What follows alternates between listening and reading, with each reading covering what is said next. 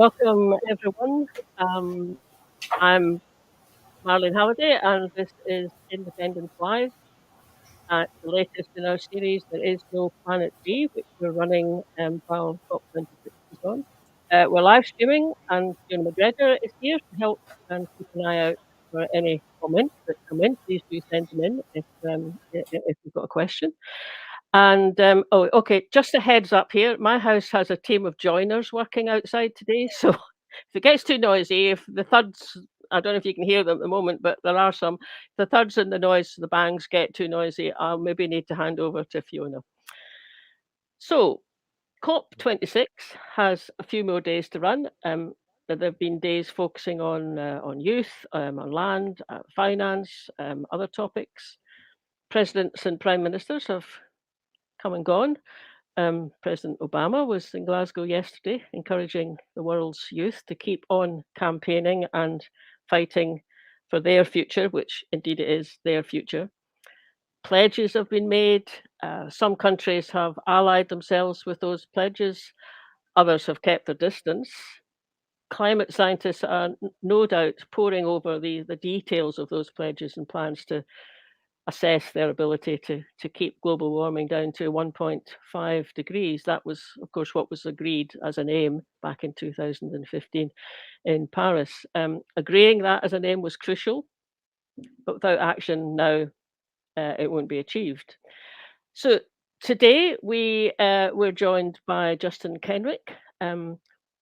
We were hoping that an associate of his, Eva Schoenveld, could also join it, but she's working really hard with various events that are going on. She hasn't managed it. But Eva, we hope you're having a nice rest back at home. Justin is a grassroots political activist. Well, both he and Eva are, something that's really important to them. They're active in Extinction Rebellion, also in heart politics, which we're going to be talking about later on.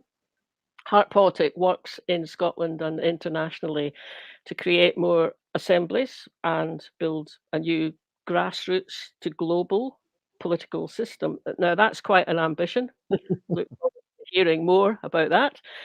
This week, they're running an event called Managing the Crash, and that's going to ask the question, can we bring together a grassroots-led response, the like of which we have never seen, to a threat, the like of which we've never faced. So, Justin, it's great to see you, and thanks for coming on the program. I mean, I think last time I saw you was February last year, when, as I remember, you drove over to Indie Live Studio from Edinburgh in the middle of a thunderstorm, and when you got there, we had a leak in the studio roof, but we all managed, and I'm really keen to hear about the Heart Politics and the Managing the Crash event that's going happening this week. But before that, can you tell us, what's been happening in Extinction Rebellion the last few weeks? And Fiona and I have both been in and out of Glasgow city centre, and Extinction Rebellion very visible there.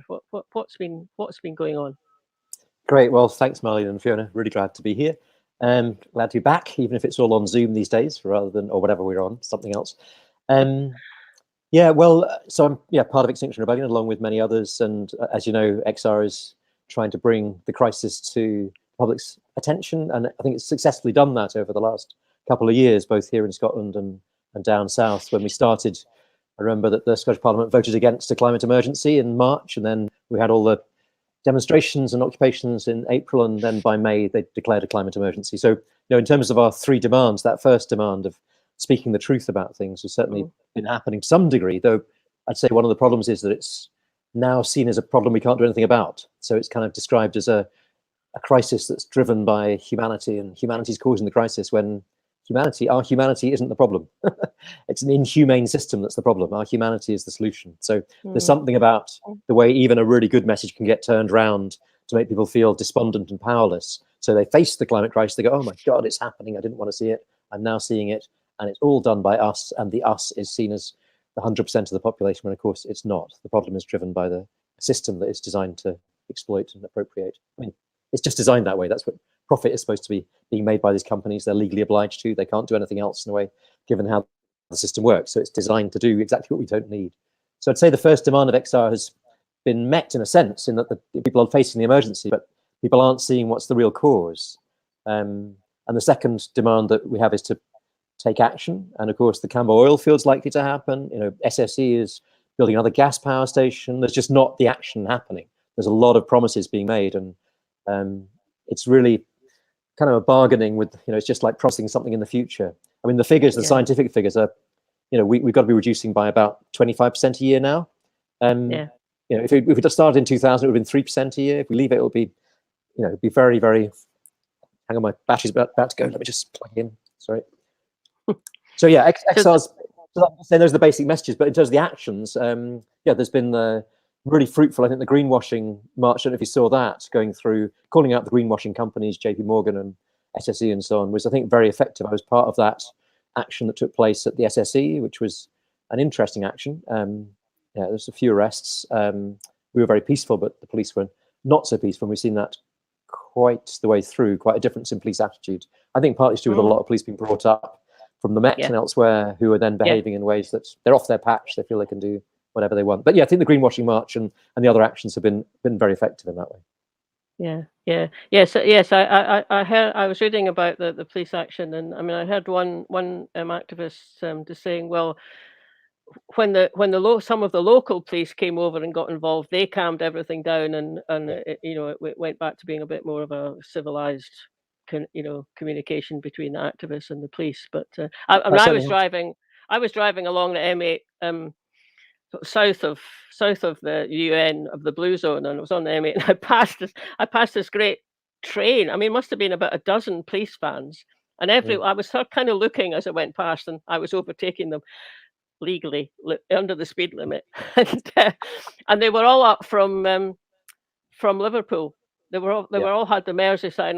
I mean, I did think, oh well, Liverpool and Glasgow. I mean, if you're a policeman in Liverpool, you're probably okay as being a policeman up in Glasgow, much the same. But that's not necessarily the case for other places. It doesn't quite work that way. It normally means that you do take some care in your own patch, but you don't necessarily in others. Certainly, take so much. With the hostel, there was the battering ram being used by the Met and the Welsh police, and then you had the Police Scotland liaison folk came and calmed the other police down. But it was pretty nasty, and really threatening behaviour. And this hostel opened up to be able to accommodate Indigenous and other people who haven't been able to find any accommodation coming to be at the COP. I mean, it's pretty appalling. So So have you yourself been involved in any of these demonstrations and marches? I mean, are you happy with how they've gone? Maybe aside from the policing part of it.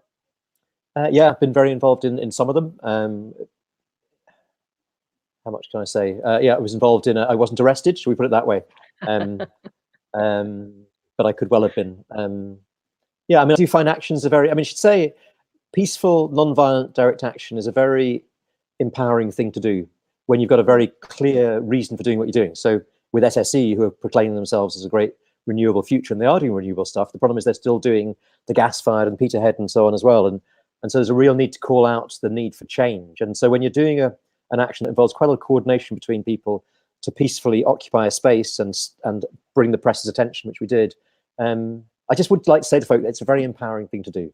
If you're doing it peacefully, it's very empowering. And I don't think people quite realize that. They think it's they either think it's stupid or they think it's self-sacrificial or whatever else. But I think people don't really get just how good it is to actually just say no to a system that is really threatening all our futures. So just want to convey that. No, it's interesting to hear that. I mean, is it also a bit scary to do it, to step into that space? Yeah, of course, because you're stepping over a boundary. Although you're staying within your morality and you're staying within your care for everybody else around you. You're stepping over a boundary that society says you should not do this. But we're in a situation now where we have to step over those boundaries. If we don't step over those boundaries, we're going to be really crushed. So we need to step over and say this system really is not. Well, it's basically the system cannot save us from itself. I think that's the basic thing. So COP26 is happening. They're all talking, as you said earlier, presidents. I remember when Obama came to Copenhagen, I was at the Copenhagen COP15, and Obama arrived when he'd just been elected. We all had great hope. But in reality, he didn't actually seize the moment at all. And so they talk the good talk, as Greta says, the blah, blah, blah. But actually, without the action, it means nothing. And in a sense, I guess our argument in heart politics is maybe they can't do it. Maybe this system is just such that they are unable to act out of empathy and the real wish to challenge a system that is designed, in a sense, to exploit. I mean, that's how it works. So maybe we need something very different, and we'll maybe come on to that later. Yeah, we're going to come on to that later. I mean, what do you think President Biden? Well, at least we don't have President Trump any longer, which is a good move for the world. President Biden seems to be trying to, move forward, but you also get the sense that he's still, tied up with all the politicking that goes on in Congress. Although he does seem to be trying. Yeah, no, I agree. There's a big difference between politicians like Trump, who you described, who are just appalling, and then ones who are meaning well. But I don't think that Biden's able to do the action that's needed, because if you think about Kerry, who's his climate change envoy, John Kerry said that 50% of the emissions reductions will come from technology that doesn't yet exist. So they're relying, I mean, in their explicit comments, they're relying on not changing business as usual. So they mean well, some of them, like Biden does, I'm sure. They mean well, but they are still living in a fantasy world where we'll somehow address climate change without stopping the cause of it. And the cause of it is a capitalist system that is destroying the world. I mean, it's kind of physically obvious. That's not a political statement in a sense. That's just an analytical statement. If your system's designed to make as much profit as possible, you have to externalize your costs, and part of externalizing your costs is making sure that other people suffer the consequences rather than you, and future generations are part of that. I think the youth movement has been the huge thing. XR's been there, but the last few years, I think the Fridays for the Future and Greta and all the school strikers here, I think they've been just extraordinary, because they're highlighting that this is just so unjust, such an unjust situation, to leave them in a world where they're going to be suffering unbelievably. When we could still, now, we still have very few years left, but now we have to change things utterly and transform them. It's not that step-by-step approach. Yes, and so it's, you do see the both sides of it. You see countries like US now with Biden and I mean other countries trying to do something, but there are obviously other people that are well, they're not even here. I mean Russia, China, yes, I mean Bolsonaro. It's a tricky one though, because China is doing a lot more than America in terms of its renewables and so on. So the danger with what you just said is people think that America's, by being here, is off the hook. Okay, or the UK by being here, obviously is here in the sense of Johnson arriving and doing his wonderful things, that we're somehow off the hook.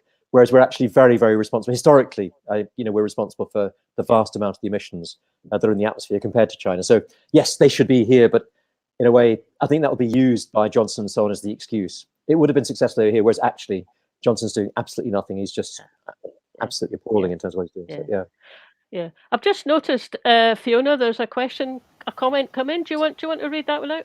Sure. This is from from the YouTube feed. It's from Hashbury Stumble.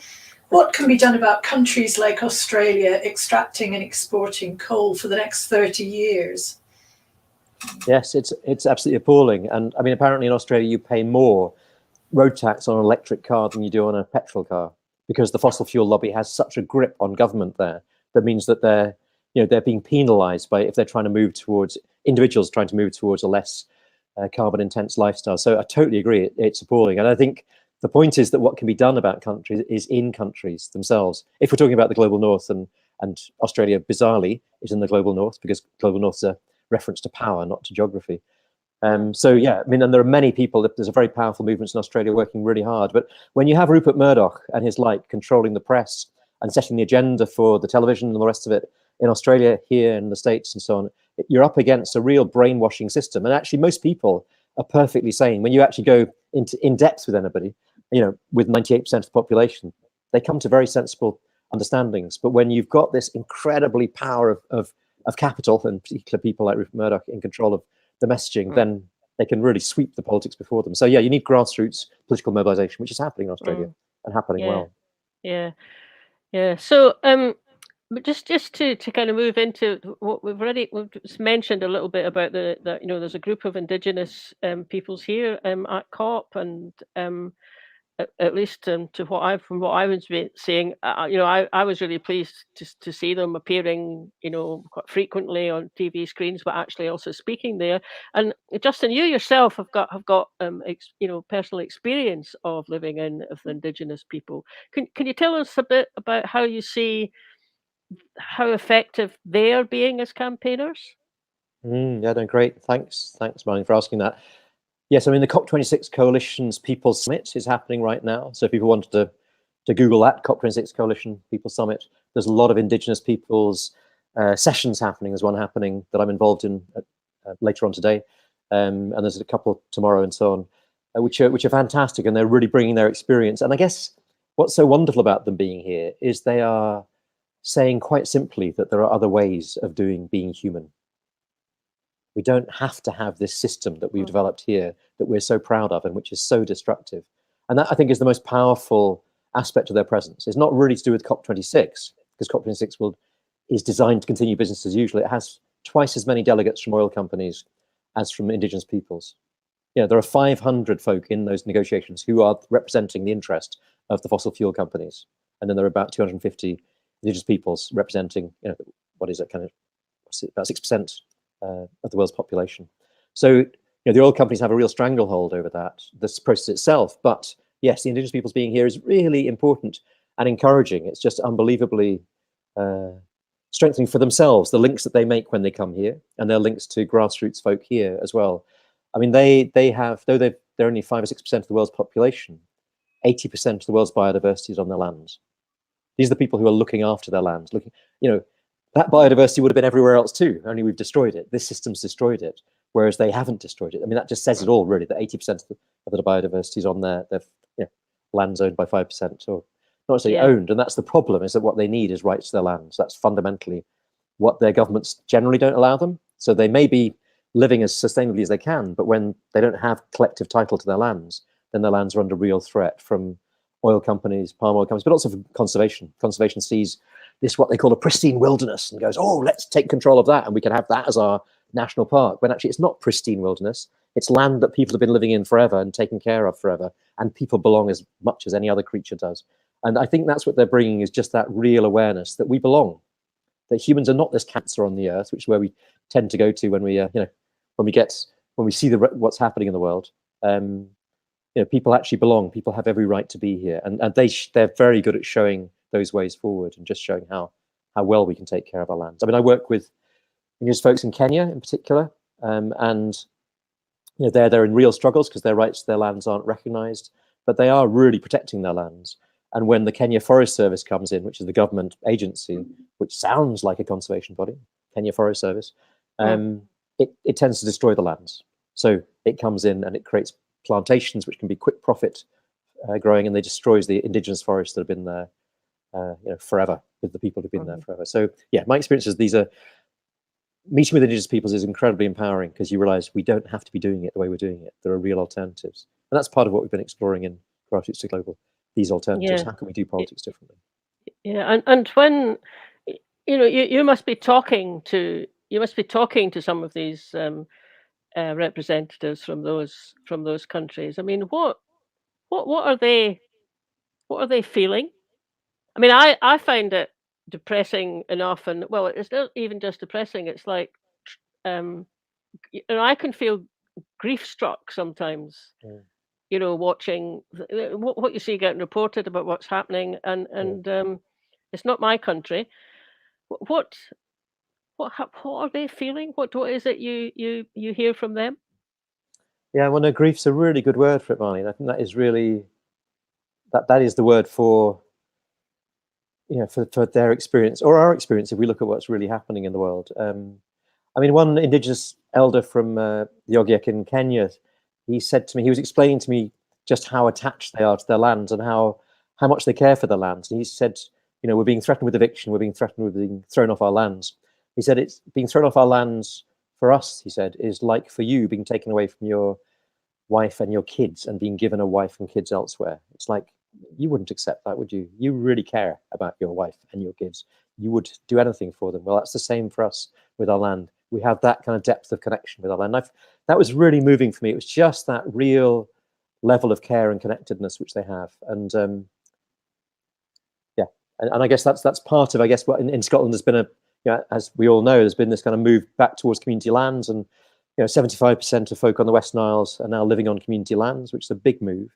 And there's been the Land Reform Act 2003, and then again the second Land Reform Act, and there's been real opportunity to start to take back lands into community ownership. So we learn how to take care of each other collectively, rather than simply being in this kind of market system where each are out for themselves. So I think we can learn a huge amount. But as you were pointing out earlier, there's huge grief because the destruction is just immense, and these companies, these palm oil companies and so on, come in and just devastate and kill and bribe. And I mean, it's just absolutely appalling. I think we don't see the continuation of colonialism. Colonialism itself was so vicious. The first, there were very nasty concentration camps in Kenya under British rule. I mean, colonialism and the slave trade. I mean, they say that slaves' average life expectancy once they'd arrived in the Americas, when the British had brought them over, was like 4 years. I mean, it was a horrendous, but it's still, in a sense, the same system is carrying on, only it's kind of quite out of sight, and it's happening on Indigenous people's lands in terms of taking their lands. But the other side of that is what you pointed out earlier, which is these people know how to live, and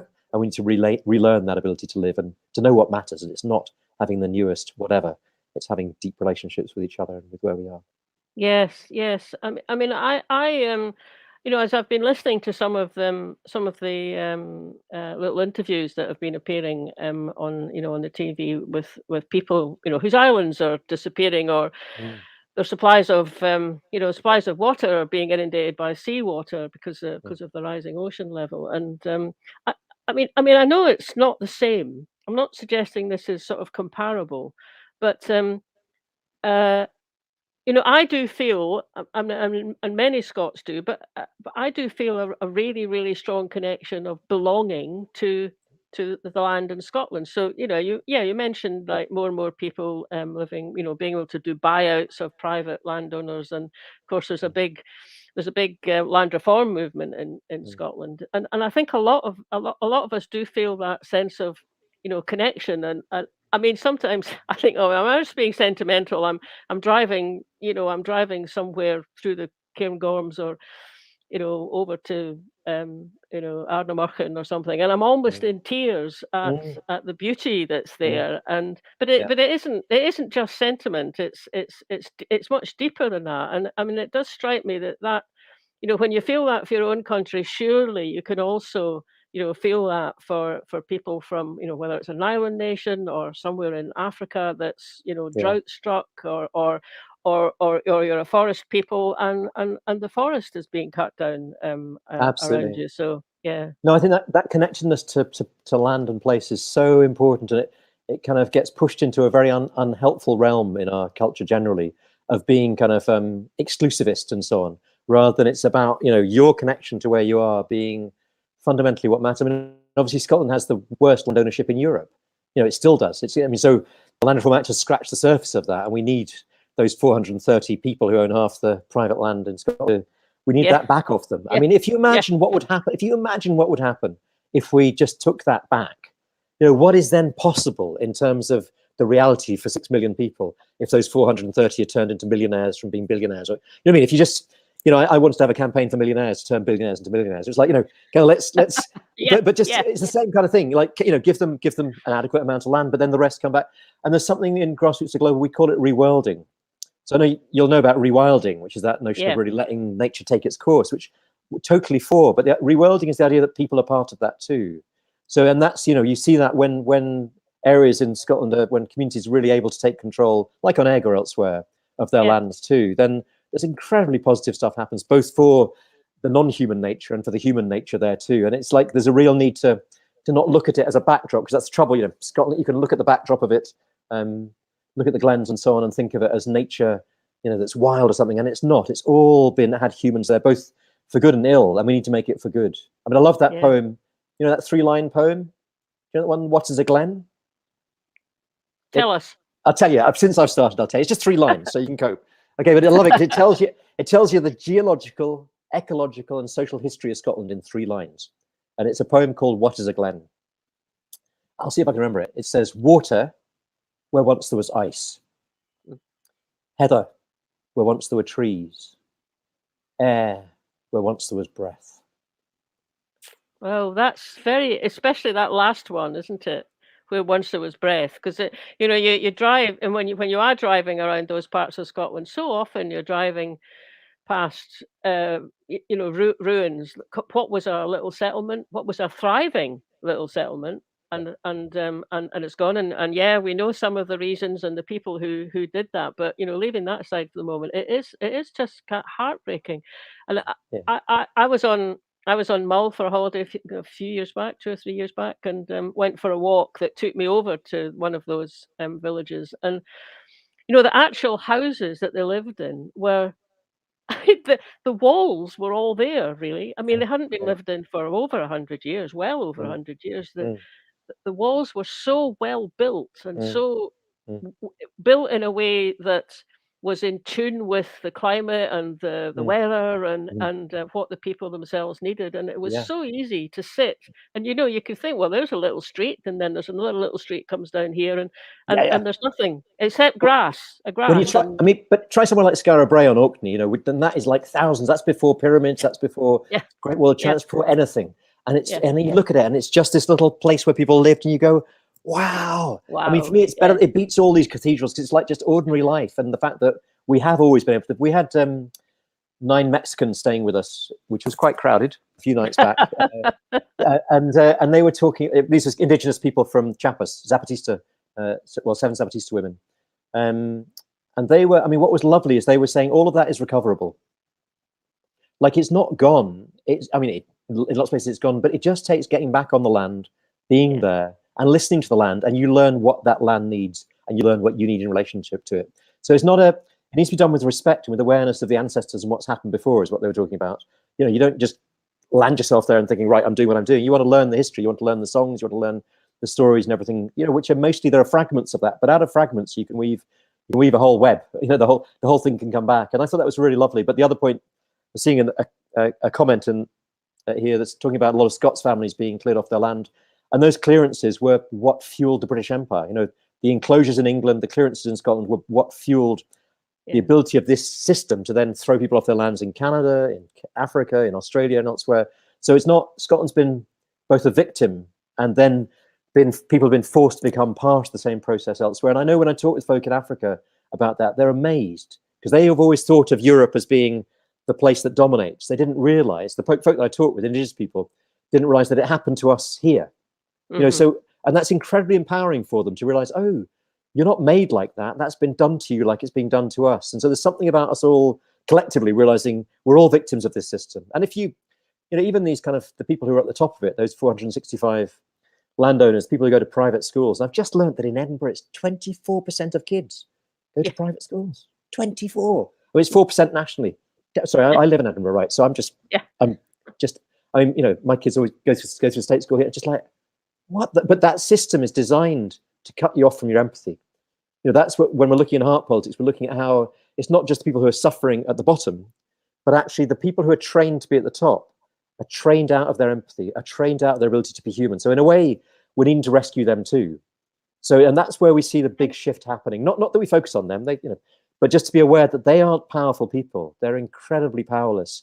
They're unable to empathize. They're unable to have any sympathy. They're unable to feel in that way, and to different degrees and at different moments, obviously. But there's fundamentally a process of education that happens that cuts them off from their ability to care. And that is really cutting yourself off from your humanity. So there's something about rescuing all of us from this. So it's not just the 99%, which obviously that's who you need to really fight for. But there's also the 1% that you need to help them by taking their wealth away from them.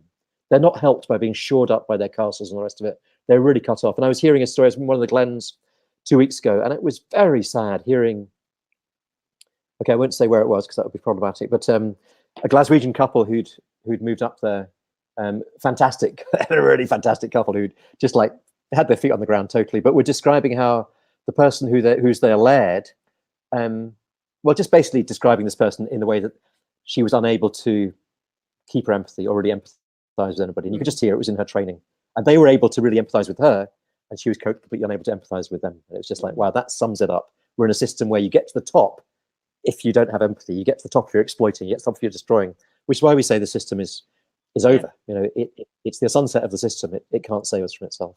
Yes, and indeed, this reminds me of it was a sailing holiday I was on, and we were sailing past one of the smaller islands off the west side of Mull, and it had been, it always had settlements on it, but I mean, way back, and then it didn't. There was always a couple of houses there, but people would go on and off the island, and folk would sometimes take their sheep over, or even their cattle, and then someone bought it, and they immediately clamped down on what they referred to as trespassing.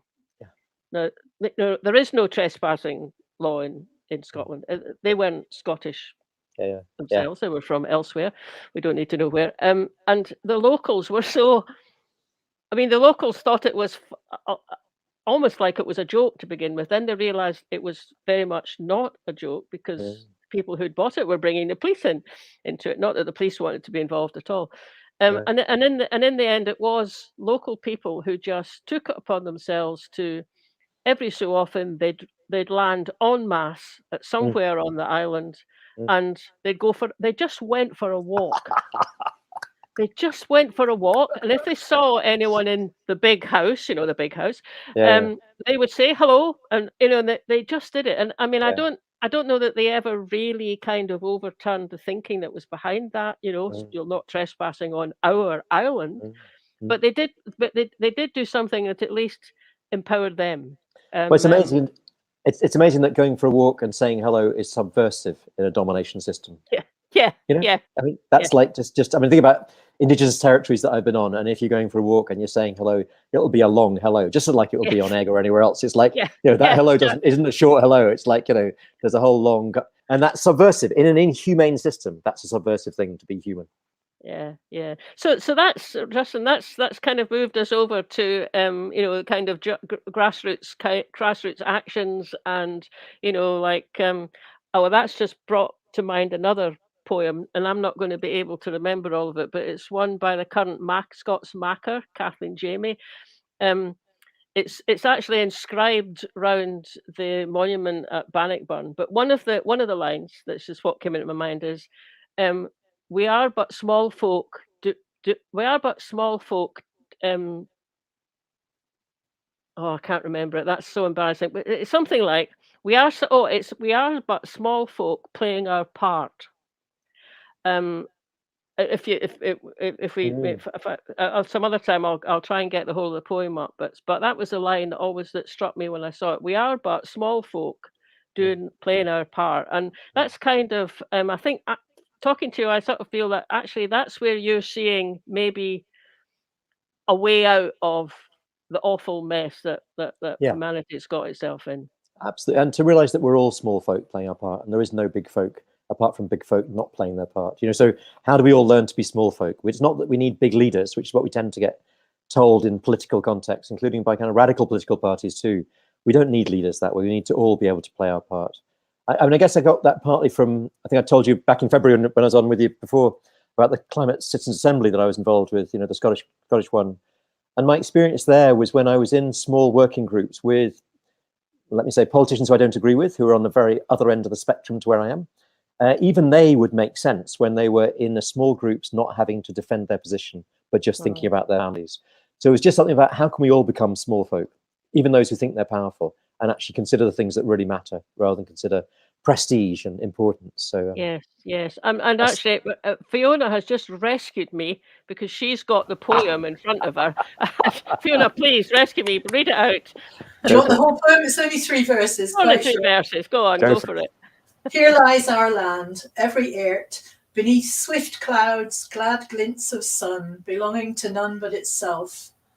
We are mere transients who sing its westling winds and ferny braes, northern lights and siller tides. Small folk playing our part. Come all ye, the country says, you win me, who takes me most to heart. That's beautiful, isn't it? Oh, it's beautiful. Absolutely beautiful. Yeah.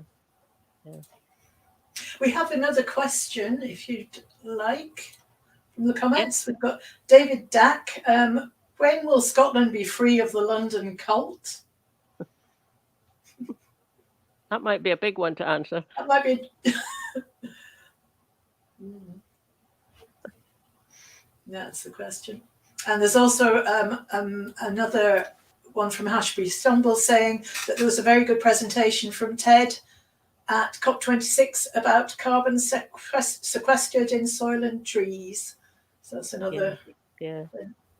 I missed your first question. I can respond to that second one. I'd love to hear what the first one was. But that second one, I mean, this is one of the big issues, is that 5 billion are being promised towards forest protection. But if that's used, as it will be, if it's billions, if it's used by large governments and organizations, they'll use it to take land from the people who've been taking care of those trees and those forests. So, yeah, of course, carbon sequestration in Scotland and abroad is absolutely crucial, totally. And I mean, our soils are being washed into the sea by our form of agriculture, you know, so actually the soil replenishing and that being able to draw down and take carbon, absolutely, there are really good ways through if we go for them.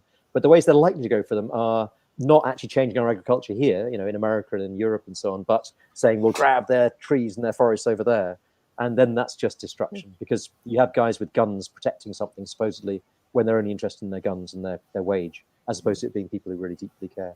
You had a question before that? About... The other question might be a tricky one for us to answer is, when will Scotland be free of London's rule? Well, I think that's a really good question, because to me that's kind of, it's where do you start with that? And I guess where we're starting with that grassroots to global is let's start in our communities and where we are. They're always wishing for something to happen over there. I mean, it's great. You know, if we'd succeeded in 2014, that would have been fantastic. If we succeed whenever next, that's fantastic. But in the meantime, there's no point kind of just, you know, hanging on, waiting for that to somehow happen, when actually what we need to do is reclaim our freedom now. So how do we do that where we live? And so that's why we're advocating people's assemblies in our communities. And we're involved in one up in Torry in Aberdeen, where friends who are in Grassroots to Global were involved in helping set that up to resist Ian Wood and the others taking over community lands, you know, in the city in Aberdeen, but taking over community lands to turn it into a so-called transition zone. In fact, Ian Wood describes that as a kind of context where you can continue extracting oil and gas and continue with a few renewables on the side. It's a really appalling greenwashing happening all over the place. So what you need are people taking back control and decision-making over their own lands and their own resources.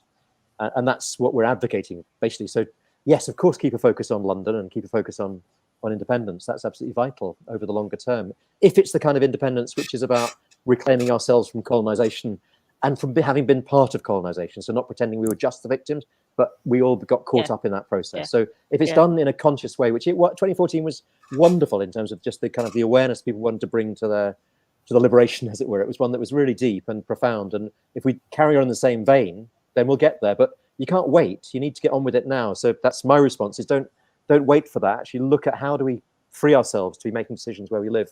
And of course, we're all conditioned to not. I mean, community councils are the lowest form of governance, and they do nothing. They're almost designed, they have no power. So they're designed to take people's worries and then they can do nothing with them. You know, they're like so the lowest form of governance. And then the next one up is Scotland, again, has kind of like the largest areas in Europe. You know, it doesn't have, as Leslie Riddick and others have been, and Andy Whiteman has been pointing out for ages, it just doesn't have that kind of local governance structure that places like Norway have. So there's something about pushing from the ground is what we need to do to actually create the assemblies where we make decisions for ourselves. And obviously we'll come up against power then, and you have to then work out what you do and then connect nationally over that. And that's what we're looking at, is how do we develop local assemblies that are not focused on independence or climate change or any of these things that the rest of us are passionate about, but are focused on how do we make life good for people here and now? What do we need to stop happening that's making things worse? And then build from that towards a national assembly process, which then thinks, okay, how do we reshape the structure of our politics so that it actually reflects people's needs rather than reflects party positioning and so on. And that's a very different, I mean, it's a different kind of independence. It's coming from the ground up, and you end up in the same place in terms of places like Scotland being independent, obviously, but you're not starting with that as somehow the be all and end all. It's like, well, you need that to be really substantial. That independence needs to be meaningful rather than not. Yeah. So that's what that's a description of what you mentioned before. This organization or that's called Heart Politics, I think it's what you referred to it, and that's also connected with the Grassroots to Global organization, isn't it? So tell us a bit about how you've got involved with them. Well, I mean, the Heart Politics was kind of began with myself and Eva just going, how do we do politics differently? And what's missing from politics seems to be that when people get to positions of power, however well-meaning they are, they feel trapped by the system that's there. So that they're always choosing the lesser of two evils, which means that you're always choosing evil. So how do you not choose lesser of two evils? How do you actually create a system where you can bring your heart to it? So you can be a full human being and you can make mistakes and you don't then get kind of pilloried for it. You learn from your mistakes and you bring your feeling and your empathy to the process rather than putting that in a box so that you then fight your corner in an aggressive way, which is how our politics is designed. So however well-meaning and however much you agree with somebody, when they're in that political arena, they're having to fight their corner rather than actually be there with their heart, open-heartedly reflecting on the issue. Mm. So this comes then, we developed, so Grassroots to Global which is grassroots, and then the number 2, and then global.org, is looking at connecting with other assembly processes elsewhere in the world. And we had a great week in May, which we call the Reworlding, meeting with people from all over the world. I mean, Chile, for example, had an amazing assembly process where, again, grassroots assemblies all over, because there were it was a very neoliberal country, and it began with students, again, the youth leading the way, but students reacting to the train fares on the Santiago tube trains being put up astronomically. So they started jumping the barriers. And then from that, you had kind of demonstrations, you had assemblies, you had people objecting to the water privatization, all of that, all across the country. And out of that process, you ended up having a national assembly process, and the government of the day had to agree to a referendum on whether they wanted a new constitution, and they won that. And then they had a referendum on who would be part of the assembly that would form the new constitution. And actually, they had a gender balancing part of that to make sure it's 50-50. And mostly it was women being voted in. So they had to bring the number of women down, which is a real tragedy. I think they should have just said it. They should have said it should be at least 50% women, rather than, to right the balance over time. It's always been the other way around. So, but anyway, most people being elected to that were independent. So you had a lot of, the right was very small, the left was quite large, but then you had loads of people coming in, and they weren't independents in that kind of conservative sense that there often can be. They were independents as in coming through people's assemblies, trusted people that people knew were really cared, and they're the people who are in there writing the new constitution. So we had those folk there at the assembly and at the Reworlding gathering in May, and we had folk from all over the world. And basically what we were hearing is there's a really normal way of doing politics, which is that you get together and you talk with each other about what's needed. That's it. And you take as long as you need to take. And it's not a party system. It's a system where people are really deeply listened to. And my experience of that in Kenya is that when you have a clash, so I'm thinking about a particular community where some people wanted to exploit the timber and others wanted to protect their indigenous forests. And when you started off the conversation, it's about 1,000 people in a gathering. When you start off the conversation, it's about 50-50 really. And that's because you have men of my age being the dominant ones who want to be able to grab their timber and run. But if you have enough time and you make enough space for people, then gradually it shifts, and then the women start speaking, and the older women in particular, and they're very, very strong. And in the end, it's kind of like 98% for protecting the lands and 2% for ripping it off. And that's where you tend to end up. So you don't end up with a 52-48 or a 55-45 or a 51-49. You end up with the vast majority. And you see that with citizens' assembly processes, is that you end up with, in the Scottish Climate Assembly process, for example, you had over 70%, over 80%, over 90% for motions, because once you've deeply considered what really matters and stops being played around with by politicians, then there's a pretty straightforward way through, maybe a hard way through, but there's a realistic way through. So that's where we were getting to with that Reworlding process, was just learning that actually these assembly processes are what humans naturally do and what we need to happen. Yes. I mean, when I had a look on the Grassroots to Global website earlier, and there's I think it's a very intriguing it's a sort of diagram, image on it. I mean, I'll see if I can get it up. I think it's what you've been referring to. If I put it up, we'll still be able to speak, and people will hear us. There we go. So it looks like an eye, doesn't it? When you kind of from a distance, it just looks like an eye. And is it the idea that conversations start at certain kind of individuals or groups, and then locally, and then that can move into moving inwards in that diagram. It can move into a national people's assembly, and then an international one, and then you've got a global citizens assembly. I mean, that is some ambition, Justin. Well, it's a tricky one. So yes, you've caught it absolutely right. So in the middle of there is the world upside down, and the idea is that you're moving in from the outside, as you say, Marlene, from conversations across difference through people's assemblies to a global assembly. I mean, there has actually been a global citizens assembly at this COP just now, but we were part of kicking that off back in March 20, whichever year it was, 19 or 2020. But that became quite quickly kind of captured. So they did some really interesting work. But what we're saying is we need something that arises from the people and that isn't appointed from above. And that's basically what this is about, is how do you arise? How do you take care of each other? And you start off by having conversations across difference in your locality, in your area.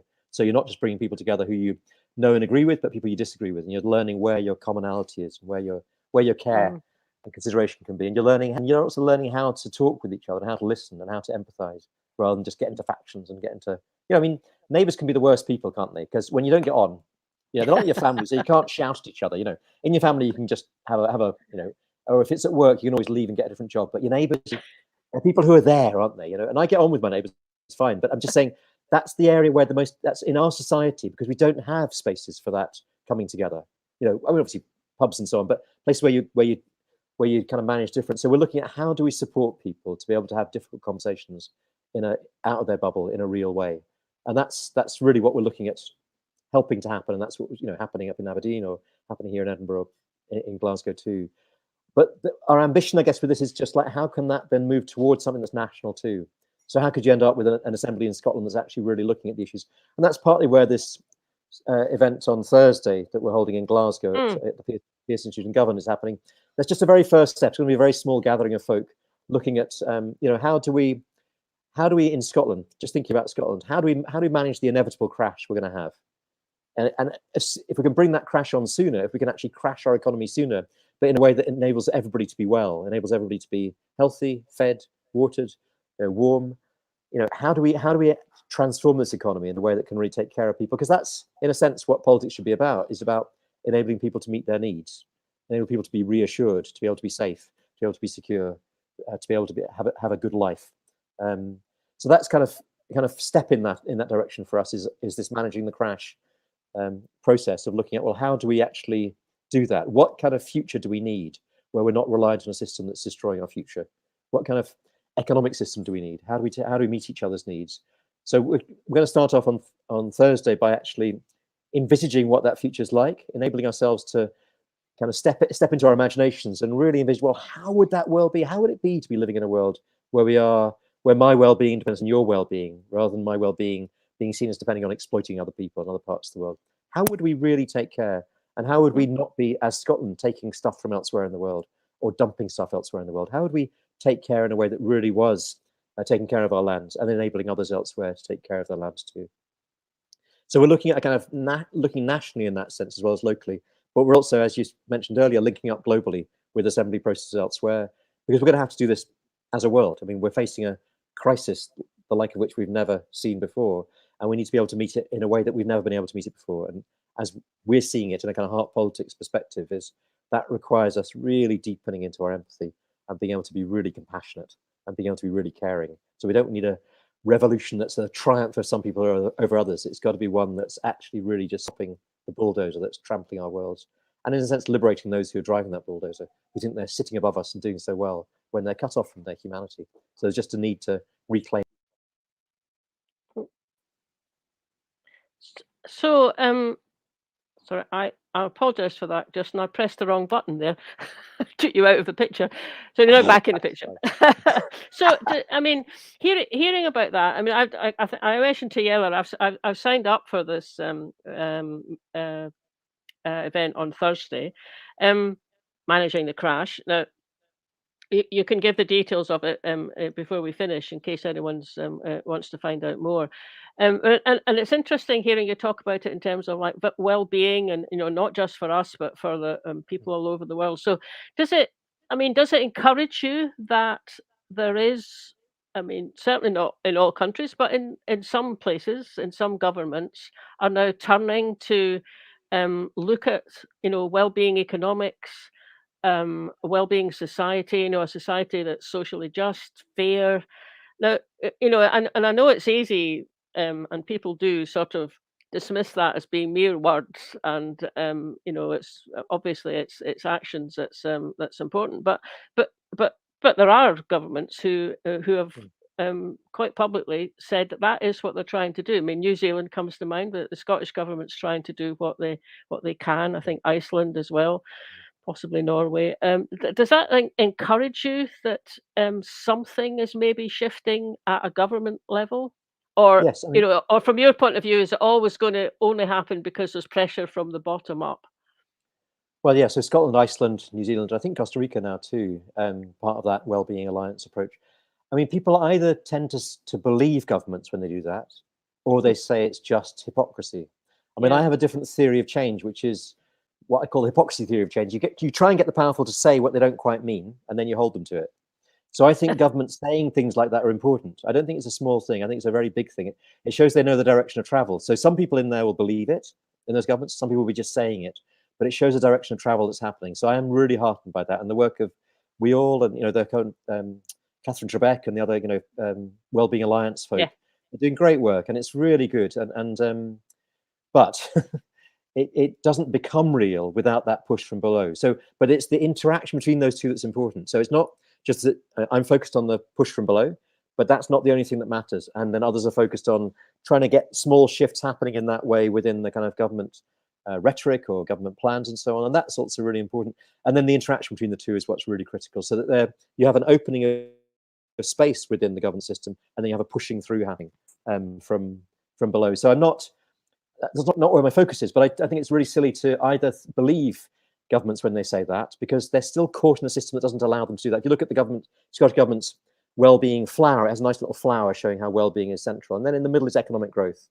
So it's still got this same driver, which is the problem, because economic growth is pointless. It's just about getting more money or getting more profit or whatever else. By itself, you can have growth of well-being and have growth of all sorts of things. That's great, but to have growth as your measurement, which is what the well-being folks say, is crazy. So it's a problem in that they have a nice veneer and then they have this thing right at the center. But nevertheless, having taken on that language of well-being is really important. So no, I wouldn't. Hypocrisy, you use hypocrisy. You don't dismiss it or believe it. You use it well. Yeah, that's very interesting. Use hypocrisy well. Yeah, but then that's up to us. So we should take responsibility rather than either believing them or saying they're nonsense. Like, well, what do we do with it? What are we going to do? So from the ground up, it's like we need to do that with democracy. We need to say, well, yes, we totally believe in democracy and the system we've got. Though obviously the voting system in Scotland's way better than the voting system in the UK. It's still a voting system where parties are fighting each other rather than an assembly system where you're really encouraging people to step forward and take responsibility, which is what we're looking at. Yeah. I think there's a question that maybe links up with that, Fiona, the one about bubbles. Yes, hold on. There's two quite interesting ones that link with what you're saying. First is it's very difficult to get out of your own bubble to have conversations with people who disagree with you, which I think is the point you were making earlier. And there's also somebody who's very passionate about veganism and says that you cannot be a climate activist unless you're first vegan. And the first thing you should ask any activist is whether they're vegan. And if they say no, then they are a hypocrite. So talking about using hypocrisy. So how would that, I'm interested in how that person would use hypocrisy in that context. So, because again, the danger is to say to somebody, well, you're a hypocrite, so what you're doing is meaningless, rather than, so if you are a vegan and you think that's the most crucial step to take, which this person clearly does, that's fine. But then how would you then, interact with somebody who said they're not? Would you just dismiss them and therefore you can't work with them? Or would you say, well, that's fine, when obviously for that person it's not fine? So it's just that question, how do you engage? How do you encourage? How do you bring people over to your side rather than alienate them or hold them up as the great and the good and they've already done it? Because, they may well be vegan, but they may well be doing all sorts of other things that are hypocritical too. So we're all caught in that place of being hypocritical because we're in a system. So the danger is thinking that it's the individual change. So though, what that person's describing is really important. Collectively, we need to make a shift, and the system is the problem. When you end up, we're taught to blame individuals and focus on individual behavior. And though our behavior really does matter, we are trained by the system to only focus on that, to think the paper cups are what matter or the plastic bags are what matter, us individual actions on that, when actually the system itself changing what's possible and changing the way in which our agriculture happens and so on is absolutely vital. And then you can have discussions about whether you think it's okay to have a few cows on an island on the west coast of Scotland. If in that situation, is that fine? You can go and talk with people there. You can then bring your vegan approach to that and see what's happening, and they listen to those people. But if actually the real argument is with an industry that's destroying our world, then let's not divide from each other when we're fighting that. But let's have real, honest, difficult conversations, but have it in a way that respects and learns and encourages rather than says, I'm right and you're wrong, full stop. There's a system that is wrong, full stop. We individuals aren't wrong, full stop. Yes, and that sort of brings to mind something. Again, I saw it on the Grassroots to Global website about we can't solve our crises using the same way of thinking that created them. I mean, it's a bit like, well, other sometimes that's put in similar sort of way. If you carry on doing the same thing, you'll carry on getting the same results. Absolutely, yeah. So fundamentally, we need a politics that has the heart in it, that actually has empathy in it and has care. And that's not just politics. out there, it's how we engage with each other around the issues that matter to us. So how do we really engage in a way that does bring folk over and doesn't alienate them? But I say that as an XR activist who is very happy to lock onto something and block the traffic and, you know, whatever else. And I've been arrested and, you know, been fined for all that sort of stuff. So I'm not in any way saying that we shouldn't be very confrontational and put ourselves in situations where we have very difficult conversations. So being in your heart and being empathic is not about not putting yourself in difficult places and not being in situations of confrontation. It's just that when you're in those, it's relating to people as human beings who can understand you. I mean, I had a group of about 10 police. I remember I was down in London for one of our, we went down from, a whole bunch of us from Scotland went down and took over part of Parliament Square in London back in April 2019, and a very effective blocking of the streets there. And I was held by police in one of the police stations near there and ended up hours waiting to get into the process to get into the cells. And I had about 12 of them. I had a good tutorial with 12 of them. It was great. I mean, they'd happened to all watch David Attenborough's film that had come out the night before on the climate. So guys there that were used to being climate deniers were clearly really thrown because somebody that they thought of as one of them, David Attenborough, was suddenly saying, this is real, guys. It was a good moment to see. So yeah, learning to talk with people who are very different to you and being willing to enter the difficult conversations is definitely fundamental. Yes. And I noticed that that image that we had up earlier from Grassroots Global on the outer sort of section of it. It was about listening. It was about listening, and then maybe having a meeting. Now that could be a meeting, you know, person to person, or you know, through technology the way we're doing it this afternoon. But actually, what it brought to me was, if you listen to someone, you're more likely to be able to have a meeting with their heart, you know, or put themselves in their shoes. I mean, I had a friend who used the phrase of that she'd try, if you know, in a difficult situation, whether it's a personal one or a work related one, or you know, whatever, that the phrase she used was that she'd try and put herself on their mountain. And there's nothing wrong with being on a mountain and you knew where you were and you knew what you thought and you had views about, you know, how things should proceed and who was right and who was wrong. And she was just saying, well, we all have that mountain. And the trick, though, to be able to, if you just stick on your own mountain, you really don't, you don't really connect with each other. If you can manage to get yourself onto their mountain, understand it, and be able to see, I think the important, as I remember, the important thing was you're able to see the view from their mountain, which is very different from the view from maybe my mountain, because my mountain comes with all the things that have happened in my life. Their mountain comes with other things. And she did I was in a particular group at the time, and she was using this in a workshop. And I mean, I must admit, to begin with, I was going, oh, I don't think, oh no, do we have to do this? Anyway, we did have to do it, and it was really good that we had to do it, because when you do that with someone, you really try that with someone, actually, it's just amazing what you suddenly go, oh, that's what you see. Oh, yes, of course, of course, you see it like that. So there's lots of ways in which you can help, you know, be able to listen and meet, isn't there? I think you've just summed it all up really there, Mike. Absolutely. And there's just something about suddenly realizing that other people are real, that they are as real as you are, that you're not the only person in the world, that these people are seeing the world differently and experiencing it differently. And that's an amazing thing rather than a threatening thing. And we're kind of trained to think of difference as a threat, and that other people are somehow we're competing with them. That's, the system trains us that way. But to realize that other people are an amazing opportunity to be able to see the world differently and to be able to, as you say, put yourself in their shoes. And I mean, it's just amazing. You're not alone. There's other people who care. And I think that's what came through the COVID period. I mean, there was lots awful, but that early lockdown period was, because we did these interviews with people across Scotland around the experience of COVID. And one thing that came through was just people's awareness of other people caring, just how deeply people cared. And we're trained to think that everybody's out to get you and get stuff, but that's not who we really are. We're deeply caring beings. And that created a kind of pause, that COVID period, that, you know, in some ways, to realize that actually that care is what matters. And the people doing the ordinary work are what matters, not the people up the top. You know, you suddenly realize what you really depend on, rather than what you're told you depend on. And we depend on each other. And the differences are what really enrich us rather than a threat. Indeed. And I think it's a way. It's a shame to stop talking to you, Justin, because it's such an enjoyable experience. But I think we bring it to a close there. But before we do, can you just give people the information that they might need if they're interested in the event on Thursday? So, the event on Thursday, well, it's called Managing the Crash, and actually just put an article up on Bella Caledonia on that. So that'd be one way of getting to it. I expect people listening to this may well know Bala Caledonia and therefore find that an easy route through. Otherwise, they could go to grassrootsglobal.org, grassroots and then the number 2 global.org. Yeah, or look at the Govern Free State website. I don't know if you looked at that one.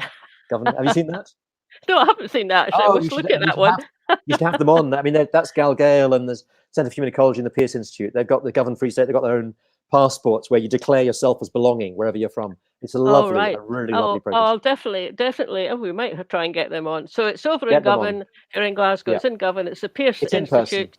Yeah, and it's person to person, and lunch is provided, and I know you very generously set it up to be free so anyone can go. You don't have to pay to come up with cash to do it. Although obviously, if people can give a bit of a donation, that's always a help, isn't it?